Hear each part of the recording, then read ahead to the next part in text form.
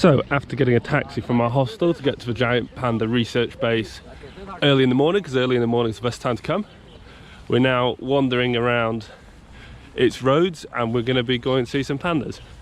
And here we are, slightly young cub enclosure, yearling enclosure, and they're now being fed. So there's 5 of them in front of us, all being fed with bamboo. And it's an absolute scrum behind us, but me and Juliet are right at the front, so you won't be able to see. We have a very nice animals. What? But I'll just spin round. And you can see the horde behind us, but if you ignore the horde and spin back round for pandas, it's not so bad. The main reason it's so busy here is just because it's sort of the first spot. It tends to get a bit better as it spreads out over the park. And here we have some more pandas sleeping, wandering around, and just doing what pandas do.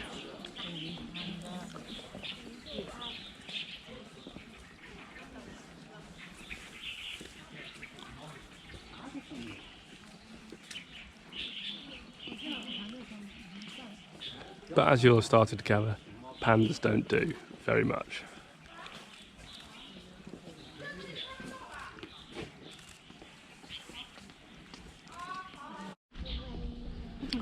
So this is a young panda messing around.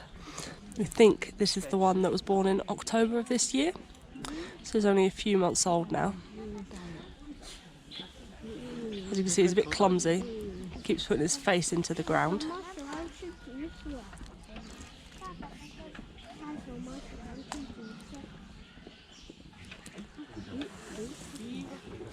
He's trying to climb, but he's not quite there yet.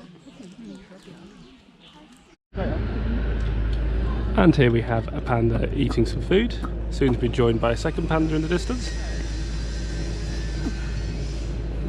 Very dexterous animals when they want to eat some dinner.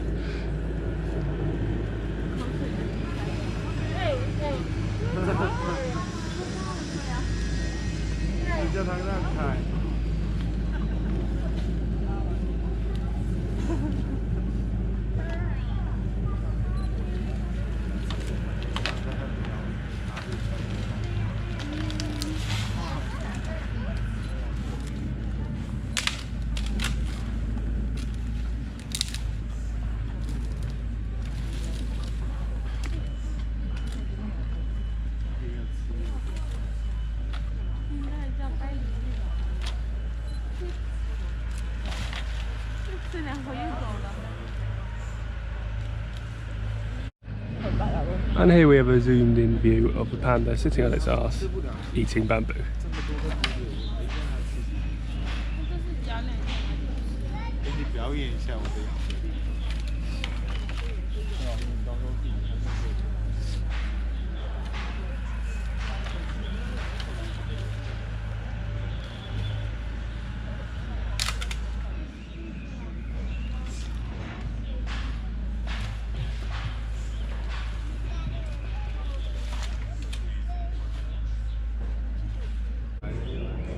And we have panda number 2 coming back into the feeding area.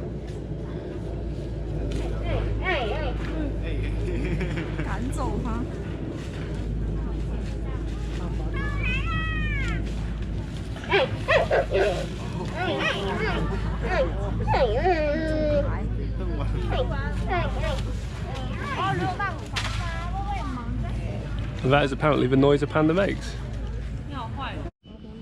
And here we have a view of a very cute red panda sitting on this bit of wood. And here we have another red panda wandering around looking for some food.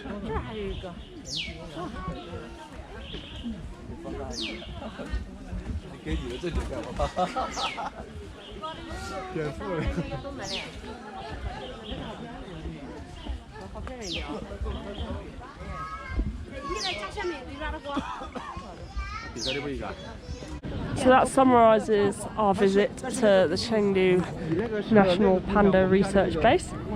So I'd probably recommend about half a day here. Definitely try and get here as early to 7:30 as you can.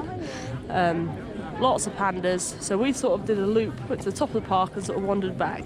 We did a few bits twice because the pandas are moving and doing different things all the time. And they feed them at different times. It's generally just quite nice wandering around, especially when there's no tour groups close to you. So definitely recommend this if you're in Chengdu. So we're now in the Wenshu Monastery part of the town, and we're seeing if we can go to the monastery and get some lunch, because it's apparently one of the things to do in this area and it's a very good lunch. So we're now in the dinner room of the Wenshu Monastery, and you can see my largely demolished plate of food and Julie's fresh one.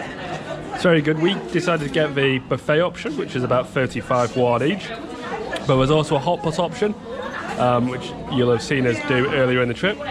And I'll just swing you around now and we'll go have a look at the buffet menu itself.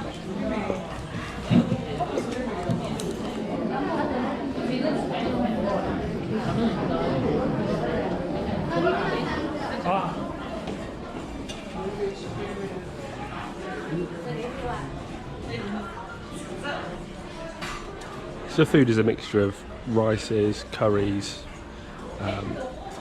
fried vegetables, fried meats, fried aubergines, curried bits and bobs. It's all very edible, but you've got to have a bit of a tasting for spicy food because it is very hot.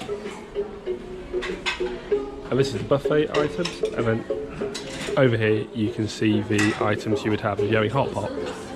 But I think hot pot's more of a meaty option, so decided not to have that hot pot here. And this here is the main part of Wenshu Monastery, and we'll have a brief look around.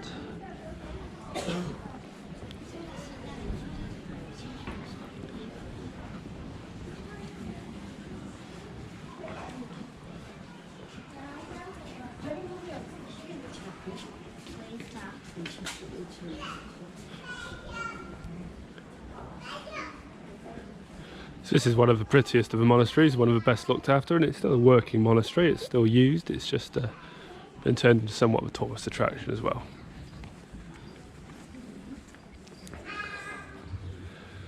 So that's pretty much it for us from China. We're now going to go back to the hostel and have a bit of a sit down this afternoon because we're a bit worn out from our exertions for the last couple of weeks. And tomorrow we're on a flight and we'll be in Bangkok, where we'll get back to you.